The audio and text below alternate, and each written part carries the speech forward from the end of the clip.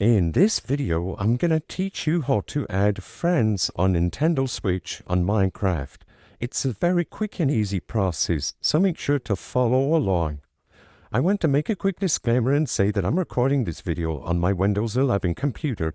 However, this is because this is the same process to do it on your Nintendo Switch. So as long as you follow through this video carefully, these steps will allow you to add friends on your Nintendo Switch. All you have to do is select Play from the Minecraft home screen and now navigate over to the Friends tab, as you can see here at the top. In the Friends tab, you should have the option to add friends or find cross-platform friends. And all you have to do is select either of those options and you will be able to input their Xbox or PSN gamer tag.